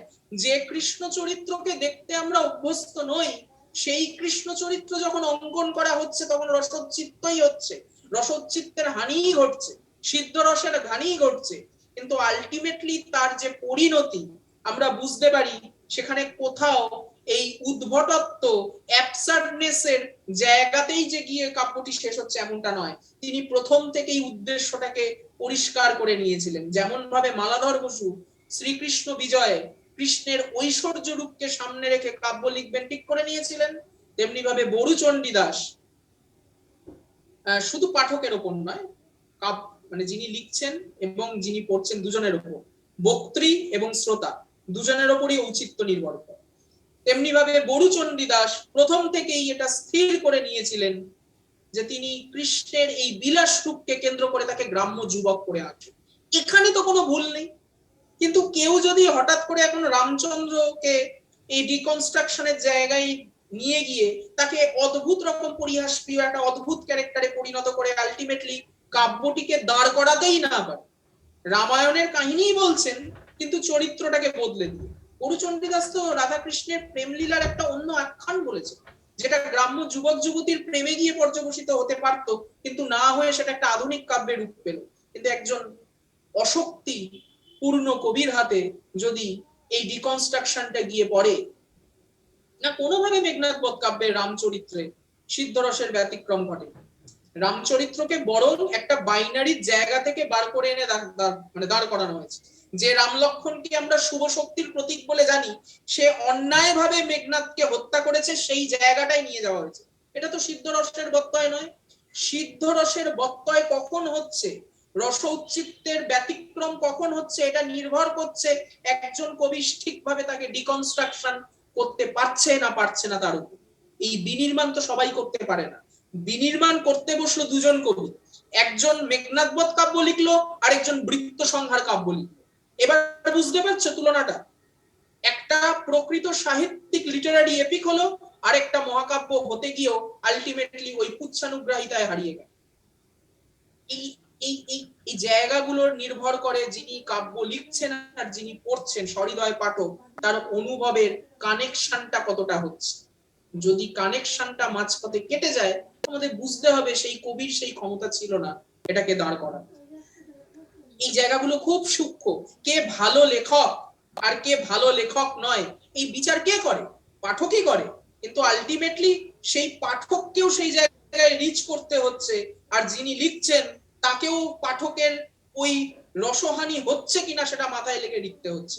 এই জায়গাটা, ঔচিত্যটা খুব একটা সূক্ষ্ম সুতোর মাঝখানে দাঁড়িয়ে আছে। একটু এদিক থেকে ওদিক হলেই একটা কাব্য অকাব্য হতে পারে, আবার একটা কাব্যকে আপাতভাবে মনে হতে পারে তো নতুন ভাবে জানছি, এটা কি তাহলে রসৌচিত্যের হানি ঘটলো? কিছুক্ষণ পরে গিয়ে বুঝতে পারি না, এটা আসলে বিনির্মাণ। কখন ঔচিত্য অকাব্যে পরিণত হচ্ছে আর কখন সেটা বিনির্মাণ হয়ে উঠছে, সেই সূক্ষ্ম জায়গাটি অনেক বেশি দায়িত্বটা বর্তে যায় পাঠকের উপরেও এবং যিনি লিখছেন তার উপরেও। এই দুজনের ব্রিজ, এই ব্রিজটা যদি ঠিক থাকে, সাধারণীকরণ এই মাত্রাটা যদি ঠিক থাকে, আমাদের বুঝতে হবে যে না, এখানে কোনো রসায়নী নেই। এই মেঘনাদ বধ কাব্য যদি সত্যেন্দ্র, আমি কেন মানে এটা ভাবার কোনো কারণ নেই যে সত্যেন্দ্রনাথ দত্তের নাম বারবার নিচ্ছি বলে আমি তাকে ছোট করছি, এরকম কেউ ভেবো না। আমরা কেউ কাউকে ছোট করতে পারি না। কিন্তু যদি এই কাব্য সত্যেন্দ্রনাথ দত্ত লিখতে বসতেন, মেঘনাদ বধ কাব্য, মেঘনাদ বধ কাব্যের একটা প্যারোডি হয়েছিল, সেই প্যারোডির নাম বলতে পারবে কেউ? একজন ভদ্রলোক মেঘনাদ বধ কাব্যের এই রামচরিত্র, এই রাবণ চরিত্রের ঠিক সুচুন্দরী বধ কাব্য, এবং কাব্যটা লিখেছিলেন জগৎ বন্ধু ভদ্র নামে। এক্স্যাক্টলি এই প্যারোডিটা কেন লেখা হয়েছিল জানো? এই প্যারোডিটা এবং কাজী নজরুল ইসলামের বিদ্রোহী কবিতা, যেটা তোমাদের নেটে পাঠ্য আছে, সেই বিদ্রোহী কবিতাকে সামনে রেখেও একটা প্যারোডি লেখা হয়েছে, সজনীকান্ত দাস লিখেছিল। তার নাম বলতে পারবে কেউ?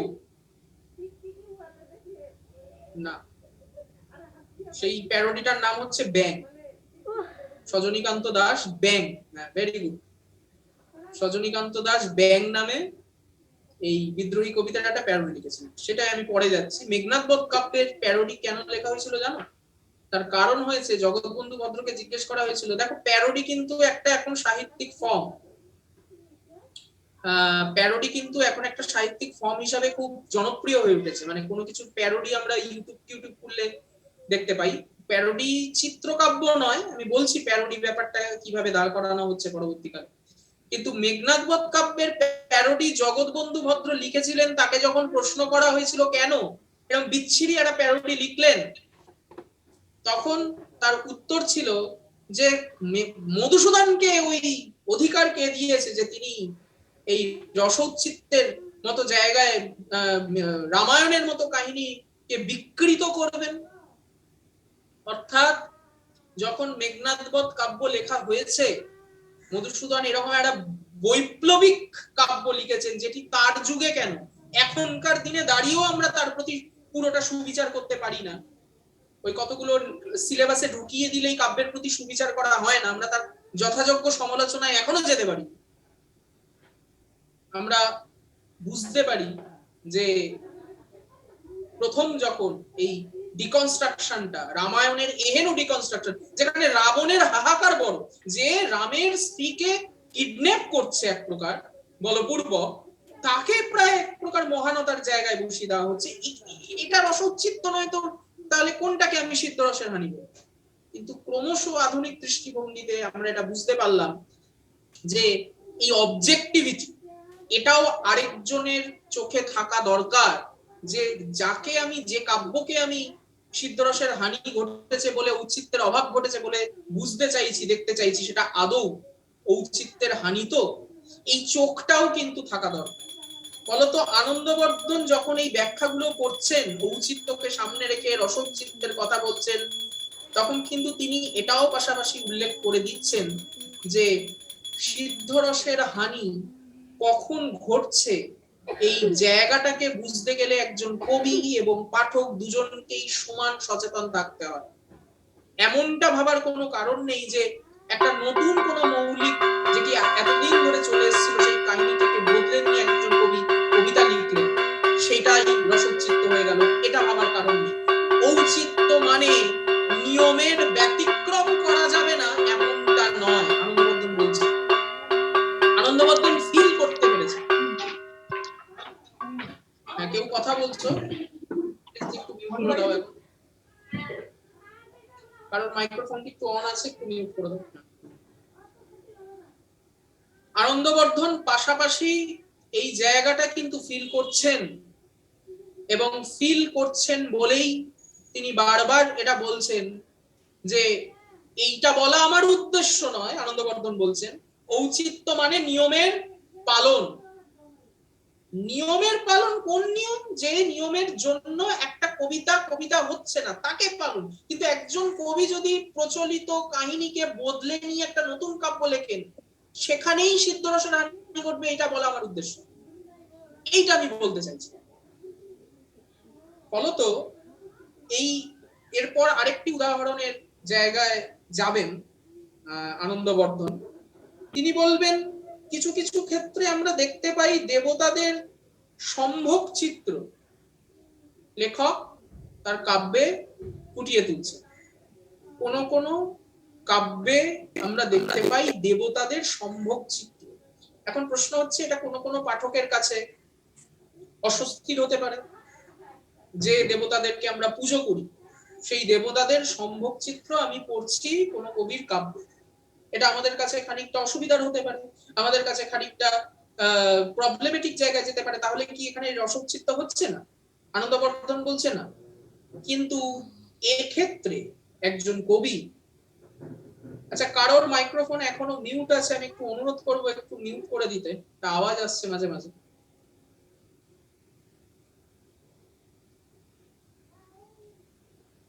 মৌসুমী জানা, আপনার মাইক্রোফোনটি আপনি মিউট করে দিন। মৌসুমী জানা মিউট করুন। হ্যাঁ, তিনি বলছেন যে না, এক্ষেত্রে রসৌচিত্য হবে না যদি না যে চরিত্রের সম্ভোগ চিত্রটি দেখাচ্ছেন তার মতো করে কবি দেখাতে না পারে।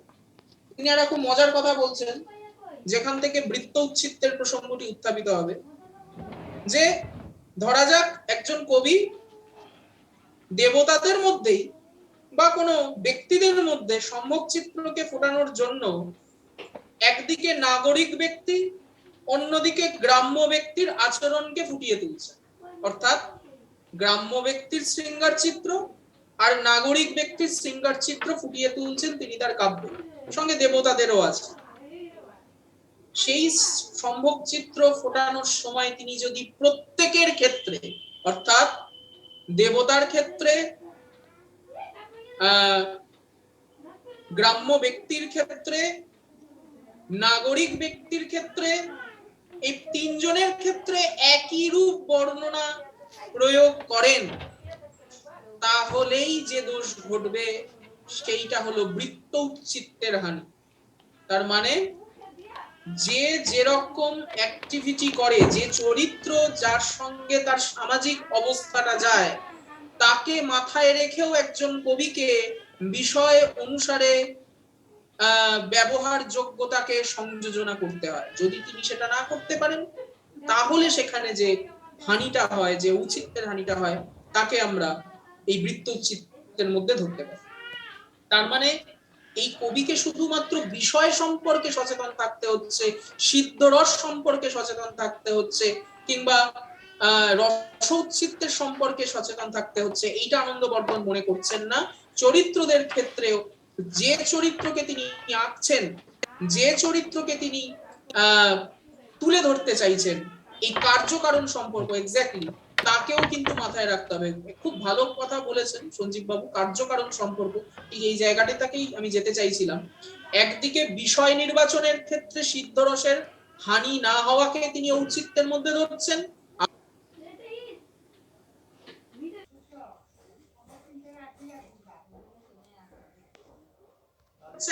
আরেকদিকে চরিত্রদের অ্যাক্টিভিটি, যেটাকে বিভাব আর অনুভাব, পরবর্তীকালে এটার অন্য নাম দেবেন হেমেন্দ্র, আমি যাবো তাতে, এই কার্যকারণ সম্পর্ক বৃত্ত ঔচিত্যের মধ্যে ঔচিত্যের হানি না ঘটে, তাহলে সেটি একটি যথার্থ কাব্য হওয়ার যোগ্যতায় যেতে পারে। ঔচিত্য রক্ষা করলেই সেটা কাব্য হচ্ছে এমনটা না, ঔচিত্য রক্ষা করাটা ভালো কাব্যের ক্ষেত্রে প্রয়োজনীয়, এই সিদ্ধান্তে এসে আনন্দবর্ধন তার ঔচিত্যের কথাটাকে শেষ করছেন। এবং পরবর্তীকালে মহিম ভট্ট অর্থ উচ্চিত্ত, মানে অর্থের ব্যবহার যোগ্যতাও, কোন শব্দের কোন অর্থ, যেটা অলরেডি আনন্দবর্ধন তার ওই ব্যুৎপত্তির অবস্থানে বলে দিয়ে গেছেন, তাকেই একটু ইলাবোরেটলি বলে পাঁচটি অনৌচিত্যের কথা বলবেন। বিধেয় বিমর্ষ, প্রক্রম ভেদ, আসবো না, রূপৌচিত্য এখন আসেনি, আসবে, ক্ষেমেন্দ্রের প্রসঙ্গে আসবে। বিধেয় বিমর্ষ, প্রক্রম ভেদ, ক্রমভেদ, পৌনরক্ত, বাচ্য বাচনম, এরকম পাঁচটি নাম নেবে, কিন্তু মহিম ভট্টের ঔচিত্যবাদে সেরকম কোনো সিগনিফিকেন্স জায়গা তার আলোচনায় জুড়ে থাকবে না। বেসিক্যালি আনন্দবর্ধনের কথাগুলোকে সামনে রেখেই কতগুলো নতুন দোষের নাম নেবে, জাস্ট দোষের নামগুলো আমরা একটু মাথায় রাখবো, তাহলেই হবে। এবং তারপর আমরা সরাসরি চলে যাব এই কাশ্মীরীয় ক্ষেমেন্দ্র, যিনি ঔচিত্যবাদ হিসেবেই, হ্যাঁ, অনৌচিত্য মানে হচ্ছে এই যে ভদ্রলোক অনৌচিত্যের কথা বলছেন, তিনি বেসিক্যালি দোষের কথা বলছেন, দোষগুলোকে আলাদা করছেন।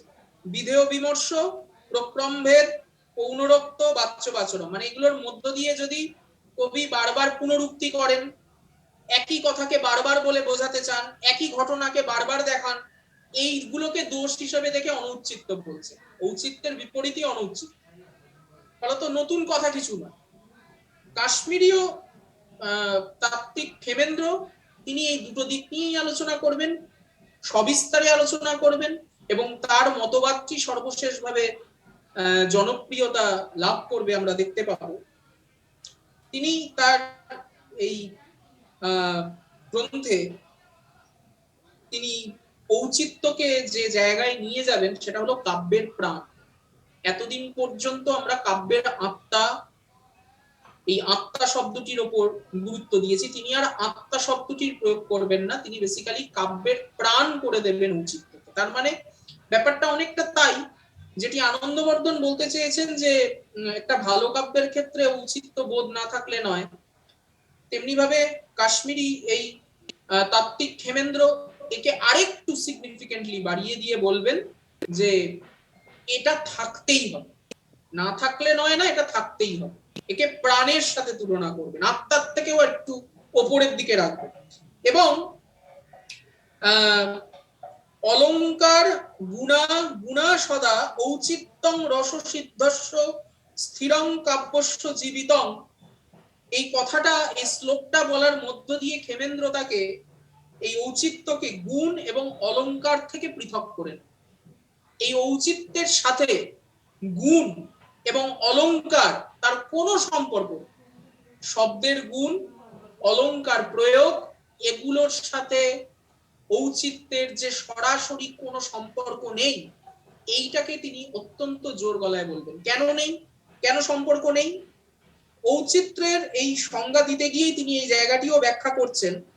যথাস্থানে ব্যবহৃত হলেই অলংকার যেমন সৌন্দর্য বৃদ্ধিতে সক্ষম, শ্লোকের বাংলাটা আমি বলছি, তেমনি ভাবে গুণ ঔচিত্যের মানদণ্ডেই গৃহীত। শ্লোকটা কি?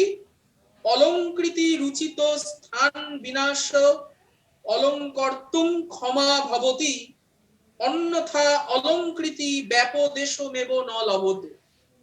যেমন ভাবে যেখানে অলংকার প্রয়োজনের অবস্থা নেই, সেখানে যে কোনো কবি অলংকার প্রয়োগ করলে যেমন রসের হানি ঘটে, তেমনি ভাবে গুণ কোথায় ডিমান্ড করছে, কোন গুণটি, 10টা গুণ ব্যবহার করলাম ঠিকঠাক ভাবে তাহলেই কাব্যের দোষের হানি ঘটলো না, এমনটা নয়। যেখানে যেমনটি ডিমান্ড করছে সেই অনুযায়ী গুণ, সেই অনুযায়ী অলংকার ব্যবহার যদি করা হয়, তবেই একমাত্র ঔচিত্য বজায় থাকবে কাব্যের, কাব্যটি হবে দোষ রহিত। তার মানে এতদিনকার অলংকার প্রয়োগ করলেই কাব্যগ্রাহ্য হচ্ছে, গুণ প্রয়োগ করলেই কাব্য কাব্য হয়ে উঠছে, এই প্রবণতাটাকে পরিপূর্ণভাবে ভেঙে দিলেন ক্ষেমেন্দ্র তার ঔচিত্যবাদে, ঔচিত্য তত্ত্বে। এর আগে পর্যন্ত প্রত্যেকে যারা যারা ঔচিত্য নিয়ে কথা বলেছেন, তারা কেবলমাত্র কতগুলো হানি, কতগুলো দোষ কে উল্লেখ করে আলগোছে ছেড়ে দিয়েছেন। কিন্তু ঔচিত্য কেন কাব্যের প্রাণ? কারণ এই বোধটা, এই লিমিটেশন, যে কথাটা আমি এর আগের ক্লাসে বলেছি, এই লিমিটেশন বোধটা যদি কবির না, যে আমি এখানে অলংকার প্রয়োগ করব না, কিন্তু তারপরও তিনি করলেন, রসের হানি ঘটে গেল। এখানে এই গুণের প্রয়োগ দরকার নেই, তারপরও তিনি করলেন, রসের হানি ঘটে গেল। এই লিমিটেশন বোধটা সম্পর্কে যদি না কবি সচেতন থাকে, তাহলে ঔচিত্যের হানি ঘটবে, কাব্যটি হবে দোষযুক্ত। এবং অষ্টম থেকে দশম কারিকায় তার গ্রন্থের ঔচিত্য মোট 28টি ক্ষেত্রের কথা বলবেন, 28 রকম পরিস্থিতি তিনি বলবেন। কাব্য প্রাণকে, এই যে কাব্যের প্রাণ যে ঔচিত্য, তাকে 28 রকম ক্ষেত্রে আমরা আবিষ্কার করতে পারবো। কোন কোন ক্ষেত্র? শব্দ, কাব্য, অর্থ, গুণ, অলংকার, ক্রিয়া, কারক, লিঙ্গ, বচন, বিশেষণ, উপসর্গ, নিপাত, কাল, দেশ, কুল, পরিবার, পরিবেশ, সত্য, অভিপ্রায়, স্বভাব, সার সংগ্রহ, প্রতিভা, অবস্থা, বিচার, নাম এবং আশীর্বাদ, কাব্যাঙ্গ। বেসিক্যালি এমন কোন এরিয়া অফ কাব্য বা সাহিত্য তিনি বাদ রাখলেন না যেখানে ঔচিত্যের প্রসঙ্গ উত্থাপিত হবে না। এ যেন অনেকটা রিসার্চ এথিক্সের মতো ব্যাপার। তুমি রিসার্চ এথিক্সের প্রায় সমস্ত ক্ষেত্রেই কয়েকটি জায়গা ব্যতীত যেভাবে নৈতিকতার প্রশ্নটি উত্থাপিত হতে পারে, ঔচিত্য বেসিক্যালি কাব্যের যে কোনো পরিস্থিতিতেই উত্থাপিত হতে পারে। তিনি আরো প্রিসাইসলি 28টা ক্ষেত্রের নামও নিয়ে নিলেন। এইগুলোকে বাদ রেখে তো আমরা কাব্যের বা সাহিত্যের কথা চিন্তাই করতে পারি না। খেয়াল করে দেখো, বক্রোক্তিবাদে কথিত কুন্তকের ওই লিঙ্গ বচন কারক সেগুলো ঢুকে গেল, অলংকার গুণ রীতি সেগুলো ঢুকে গেল, প্রত্যেকটা অ্যাসপেক্টে ঔচিত্যকে তিনি জুড়ে দিলেন এবং ইন ডিটেলমেন্টে এই ঔচিত্য রক্ষা করাই কাব্যের মূল উদ্দেশ্য তাকে প্রমাণ করল। এ যেন অনেকটা ওই ঘুরিয়ে বলা রস প্রতিপন্ন করা কাব্যের উদ্দেশ্য নয়, ঔচিত্য প্রতিপন্ন করা কাব্যের উদ্দেশ্য। ব্যাপারটা তো তাই দাঁড়ালো। তুমি যদি কাব্যের ঔচিত্য রক্ষা করো তবেই রস প্রতিভাত হবে, তোমার সাধারণীকরণ হবে, তোমার মধ্যে ওই 8টা 9টা স্থায়ী ভাব থেকে 8টা 9টা রসের জন্ম হবে। কথাটা একই। এই যে বললাম না, প্রত্যেকে একই কথাই একই উদ্দেশ্যে একই ডেস্টিনেশনের দিকেই এগোতে চেয়েছে, শুধু বলার ভঙ্গি আর মুন্সিয়ানা গুলো বদলে বদলে গেছে, নতুন কথা নয়। এবং ক্ষেমেন্দ্র যে এই অতি নিপুণতার সঙ্গে 28টি ক্ষেত্রের কথা বলে এই সমস্ত জায়গাটি তৈরি করলেন, এই তৈরি করার পর এই 28টি ক্ষেত্রের কথা বলার পর তিনি ঔচিত্যকে বেশ কয়েকটি জায়গায় আলোচনা করার চেষ্টা করবেন।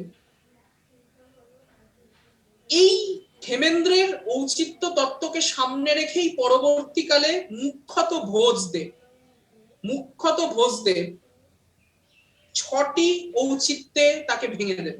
এটা কিন্তু তিনি নিজে মৌলিকভাবে ভাঙছেন তা নয়। ক্ষেমেন্দ্র ঔচিত্য তত্ত্ব, এই 28 রকম ক্ষেত্র ইত্যাদি তার সমস্ত কথাকে সামনে রেখে পরবর্তীকালে ভোজদেব ঔচিত্যকে 6টা ভাগে ভাগ করবে। বিষয় ঔচিত্য, বাচ্যৌচিত্য, দেশৌচিত্য, সময়ৌচিত্য, বক্তৃ বিষয়ৌচিত্য এবং অর্থৌচিত্য। এই অর্থৌচিত্যের জায়গাটি এর আগে মহিম ভট্টও কিন্তু উল্লেখ করেছিলেন। ভোজদেব ক্ষেমেন্দ্রের ঔচিত্যবাদকে সামনে রেখে টোটাল 6টা ঔচিত্যের কথা বলবেন। পরবর্তীকালে অন্যান্য আলংকারিকেরা, যার মধ্যে আছেন রাজশেখর, বিশ্বনাথ, মম্মট ভট্ট, তারা আরো একটি ঔচিত্যের কথা বলবেন, সেটা হলো রূপৌচিত্য। কি কি আমি পরপর এগুলোকে একটুখানি বলার চেষ্টা করছি। প্রথমে হচ্ছে বিষৌচিত্য। কাব্যালঙ্কারের যথাযথ ব্যবহারের প্রয়োগ যে কবিতায় হয় সেইটা হবে বিষৌচিত্য, মানে সঠিক জায়গায় সঠিক অলংকার প্রয়োগের নাম হচ্ছে বিষয়চিত্ত। বাচ্যৌচিত্য কাকে বলছেন? বিভিন্ন প্রসঙ্গে সংস্কৃত, প্রাকৃত এবং অপভ্রংশ ভাষার ব্যবহার, যে ভাষাটি যখন ব্যবহার করতে হবে চরিত্রের সংলাপ নির্মাণের ক্ষেত্রে, সেটা হবে বাচ্যৌচিত্ত। নেক্সট হচ্ছে দেশৌচিত্ত। হ্যাঁ, আমি তো এতক্ষণ তাই বললাম, ক্ষেমেন্দ্রের আগেও তো ঔচিত্য নিয়ে আলোচনা হয়েছে। আমরা দণ্ডির কথা বললাম, আনন্দবর্ধনের কথা বললাম। বাচ্যৌচিত্ত, বাচ্যৌচিত্ত কি? বিভিন্ন প্রসঙ্গে সংস্কৃত, প্রাকৃত এবং অপভ্রংশ ব্যবহারের জায়গাটা। নেক্সট হচ্ছে দেশৌচিত্ত, দেশ অনুসারে ভাষার পার্থক্য। গুর্জর দেশের মানুষেরা যেমন পছন্দ করে অপভ্রংশ, তুমি যদি এখন গুর্জর দেশের মানুষের চরিত্র অঙ্কন করতে বসে সংস্কৃত ভাষার প্রয়োগ করো, দাঁড়াবে না, হানি ঘটে যাবে। ফলত দেশ অনুযায়ী, দেখো এখানে খানিকটা যেন রীতির প্রসঙ্গটা ঢুকে গেল অঞ্চল ভেদে। নেক্সট হচ্ছে সমৌচিত্ত, সময়ৌচিত্ত, যে সময় যে ভাষা, তুমি যে সময়টাকে তুলে ধরছো তার উপযুক্ত ভাষা, কারণ ভাষা বিবর্তনের পথ দিয়ে বারবার ক্রমাগত ভাঙাচোরার মধ্যে দিয়ে এগিয়ে চলেছে। তুমি এমন একটা প্রাচীন যুগের ভাষা আনলে যেটা এখন আর ব্যবহার হয় না, তাহলে হবে না। বক্তৃ বিষয়চিত্ত, মানে বক্তার মান ও স্তর অনুসারে, যেটা আনন্দবর্ধন একটু আগে বললো, যে তুমি একজন গ্রাম্য ব্যক্তির, একজন নাগরিক ব্যক্তির কথা তুমি যদি আলোচনা করো, তাহলে তার মতো করে করতে হবে, তার মান এবং স্তর অনুযায়ী। এবং অর্থৌচিত্ত, গদ্য পদ্যের ব্যবহার বিষয় অনুযায়ী, যেখানে পদ্যের মধ্যে দিয়ে তুমি তোমার কাঙ্ক্ষিত বিষয়বস্তুটিকে তুলে ধরতে পারবে না, সেখানে যথাযথভাবে গদ্যের ব্যবহার, আবার ভাইস ভার্সা। পরবর্তীকালে আমি বললাম যে এর সাথে রূপৌচিত্রের প্রসঙ্গটি তৈরি হবে, সেটি হচ্ছে এই যে সমস্ত আলংকারিক পরবর্তীকালে আরেকটি ঔচিত্যের কথাকে প্রযুক্ত করবে, সেটাকে আমরা বলছি রূপৌচিত্য। সহজ ভাষায় বললে বর্ণ, পদ, বাক্য, ছন্দ, অলংকার, প্রবন্ধ ইত্যাদির সমবায়ে সঠিকভাবে আঙ্গিকটা রক্ষা হচ্ছে। আঙ্গিকটা মুখ্য নয় ঠিকই, কিন্তু আঙ্গিকটাকে যদি আমি পুরোটা বাদ দিয়ে দিই, তাহলেও তো আমার কাব্য শরীরটা তৈরি হবে না। আত্মা তখনই তৈরি হবে যখন শরীরটা ঠিকঠাক বানাবে, খাঁচাটা ঠিকঠাক বানাবে। এই খাঁচাটা ঠিকঠাক হচ্ছে কিনা, ঠিকঠাক ভাবে তার শব্দ, পদ, বাক্য, ছন্দ, অলংকার সমস্ত কিছুর সমবায়, শুধু অলংকার সমস্ত কিছুর সমবায়, গোটা আঙ্গিকটা যদি ঠিকঠাক না দাঁড়ায়, তাহলে কাব্যের আত্মা, কাব্যের রস বিঘ্নিত হবে। একে পরবর্তীকালে এই সামগ্রিক বিচারে কোনো কোনো আলংকারিক রূপৌচিত্য বলে উল্লেখ করতে চেয়েছেন। এবং সব মিলিয়ে আমরা দেখতে পাচ্ছি আনন্দবর্ধন কথিত রসৌচ্ছিত্ত এবং বৃত্তৌচ্ছিত্ত এবং পরিশেষে রূপৌচ্ছিত্ত মিলিয়ে টোটাল ঔচিত্যের ক্লাসিফিকেশন সমস্ত আলংকারিকদের হাতে গিয়ে দাঁড়ালো টোটাল 9 ধরনের ঔচিত্যের কথায় কিন্তু আমরা প্রবিষ্ট হলাম। ভোজদেব কথিত 6, এর আগে আনন্দবর্ধন কথিত 2 এবং পরিশেষে রূপৌচিত্য, সব মিলিয়ে টোটাল 9 প্রকার ঔচিত্যের কথা আমরা পাচ্ছি।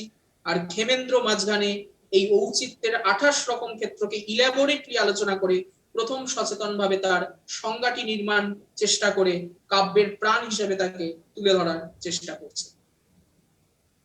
মোটামুটি ভাবে ঔচিত্য বিষয়ে মানে আমাদের যেটা কনসেপ্ট, এই ঔচিত্য থেকে তত্ত্বধর্মী প্রশ্ন অপেক্ষা তথ্যধর্মী প্রশ্ন বেশি আসার জায়গা আছে। আমাদের যে কটা তত্ত্ব আলোচনা করলাম তার মধ্যে অলংকার, ঔচিত্য, এই দুটো থেকে সবচেয়ে তথ্যমূলক প্রশ্ন রসবাদ, ধ্বনিবাদ, চিত্রকাব্য, বক্রোক্তি, রীতিবাদ, রীতিবাদটা বাদে বক্রোক্তি, এই চারটের থেকে তত্ত্বধর্মী প্রশ্ন, শুদ্ধ শুদ্ধ যুক্তি মন্তব্য, আর রীতিবাদ এবং তার সাথে খানিকটা গুণবাদ মিশিয়ে, গুণবাদ থেকেও প্রশ্ন হতে পারে।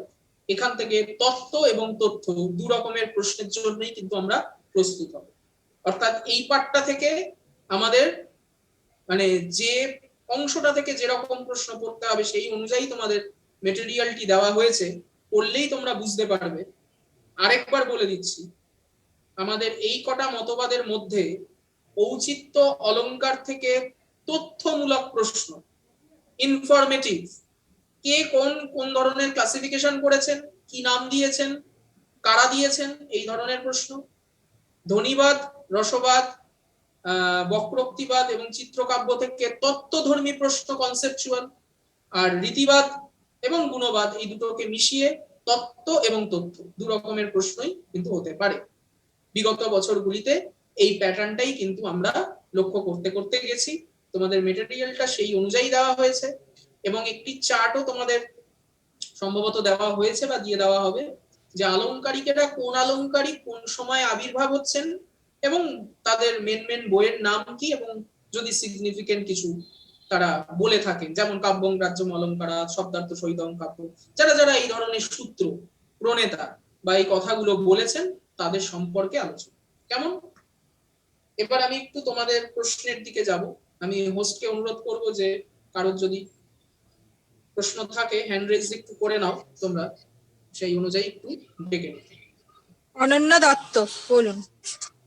স্যার বলছি যে ক্ষেমেন্দ্রের যে 8টা ক্ষেত্রের কথা উনি বললেন, সেটা 28টা ক্ষেত্রের কথা উনি বললেন, সেটা শুধুমাত্রই একটা সংজ্ঞা দেওয়ার জন্যই ইম্পর্টেন্ট, মানে এই উনি কেন বললেন? এর আগে পর্যন্ত ক্ষেমেন্দ্রের আগে পর্যন্ত কেউ ঔচিত্য কি সেটাকে বোঝানোর জন্য তার একটা নির্দিষ্ট সংজ্ঞা উত্থাপন করে। আর ক্ষেমেন্দ্র এই 28টা ক্ষেত্রের নাম করে করে ঔচিত্যের পুরো ডিটেলমেন্ট আলোচনা করেছে। যে ডিটেলমেন্ট আমাদের পুরোটা পড়তে হবে না, শুধু 28টা ক্ষেত্রের নাম সবটা যদি না মনে রাখতে পারি, অন্তত প্রথম দিককার নামগুলো মনে রেখে এটা বুঝতে হবে যে তিনি সংজ্ঞাটা প্রথম সচেতন ভাবে নির্মাণ করছেন, তার আগে কেউ এটা করেন।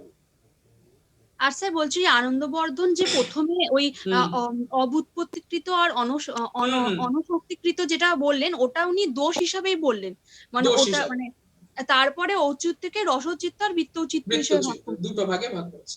স্যার বলছি বৃত্তচিত্তটা একবার বলবেন স্যার? হ্যাঁ, বৃত্তচিত্তটা হচ্ছে ক্যারেক্টার অনুযায়ী, ক্যারেক্টারের সামাজিক স্তর অনুযায়ী, এটা বলা ভালো, ক্যারেক্টারের চরিত্রের সামাজিক স্তর অনুযায়ী উপযুক্ত সংলাপ প্রয়োগ। মানে তুমি গ্রাম্য কোনো ক্যারেক্টার বা কোনো নাগরিক ক্যারেক্টারের ক্ষেত্রে তাদের সংলাপ, বা তিনি বলছেন সম্ভোগ চিত্রের কথাটা জোর দিচ্ছেন বারবার, তাদের ক্ষেত্রে যদি তুমি সেই চিত্রটিকে, সেই বর্ণনাটিকে ফুটিয়ে তুলতে চাও, তাদের মতো করে ফুটিয়ে তুলতে হবে। তুমি যদি নাগরিক ব্যক্তির ক্ষেত্রে একই বর্ণনা দাও, আবার অন্যদিকে গ্রাম্য ব্যক্তির ক্ষেত্রে একই বর্ণনা দাও, সেটা বিশ্বাসযোগ্য হবে।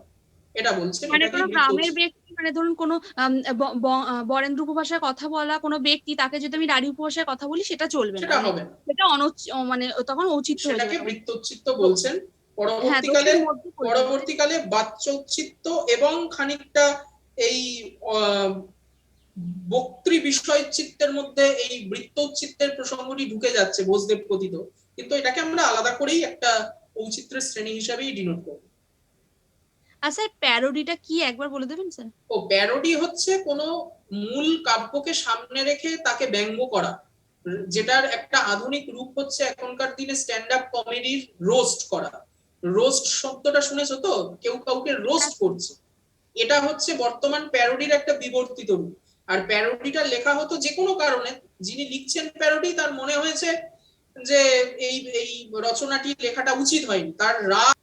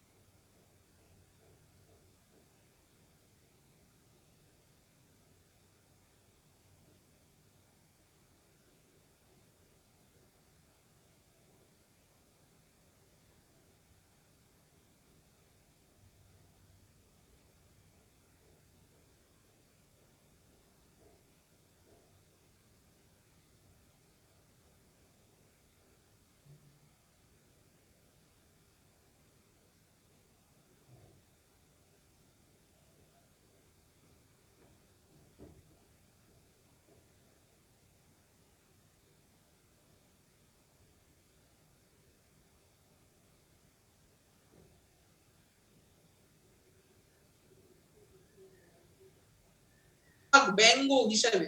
বেসিক্যালি আনন্দ বিদায় যখন লিখছেন দ্বিজেন্দ্রলাল রায়, সেটাও কিন্তু রবীন্দ্রনাথকে প্যারোডি করেই লেখা। ফলত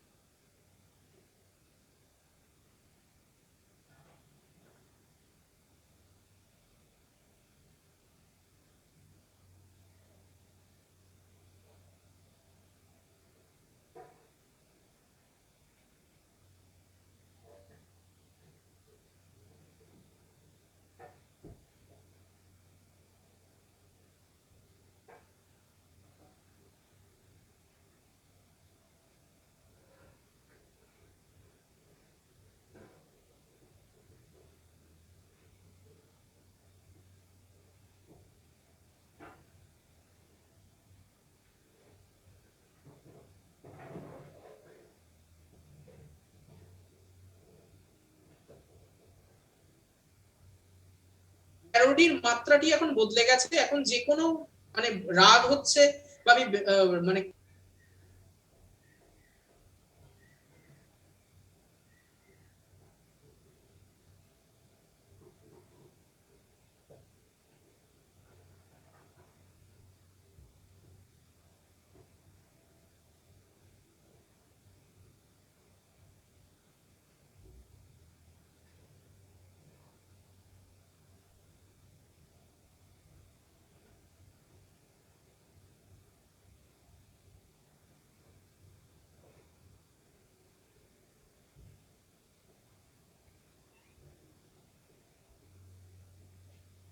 কেউ একটা কোনো কিছু বলেছে বলে আমি রেগে গিয়ে প্যারোডি করছি, এখন আর এই জায়গাটা নেই।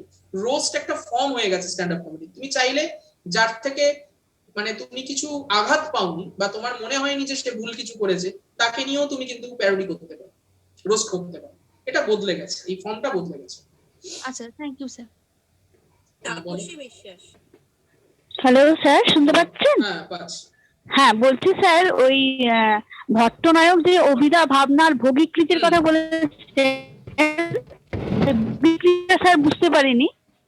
আর বলছি কুন্তক বলেছেন ঔচিত্য সৌভাগ্যের কথা, ওই সৌভাগ্যটা কি সেটা একটু বুঝতে পারিনি। আর ওই অনুকর্য আর অনুকর্তার মধ্যে যে আরোপ বা সাধ্যবোধের কথা ভট্ট শঙ্কুক বলেছেন, এই ব্যাপারটা স্যার একটু বুঝতে পারিনি, এগুলো যদি একটু বলে দেন। এগুলো কোথায় পেয়েছো আমাকে একটু বলো। স্যার এগুলো তো স্টাডি ম্যাটে পড়তে গিয়ে এই নামগুলো পেলাম স্যার, এই শব্দগুলো।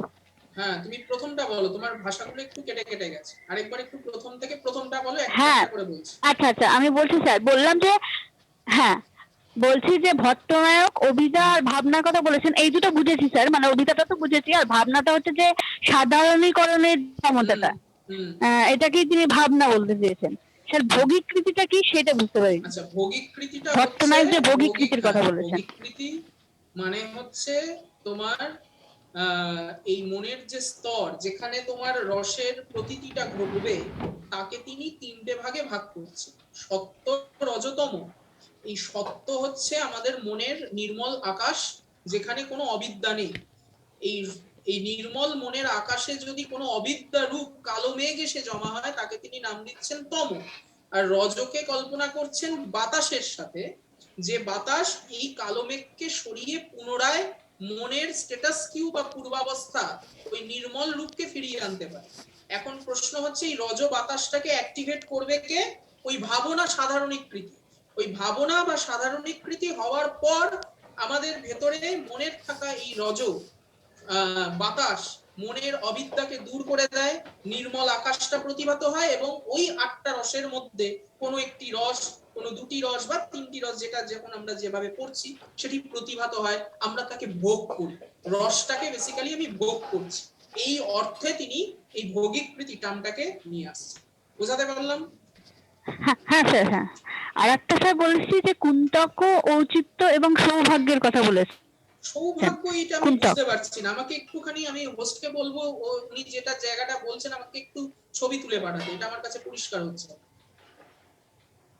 হোস্টকে আমি একটু বলবো। আচ্ছা স্যার, আমি কি একটুখানি আপনি হোয়াটসঅ্যাপ করে দেবেন, তাহলে একবার দেখে নেওয়া যাবে কোন দেখে নেব। আর ঠিক আছে, ঠিক আছে, ঠিক আছে স্যার।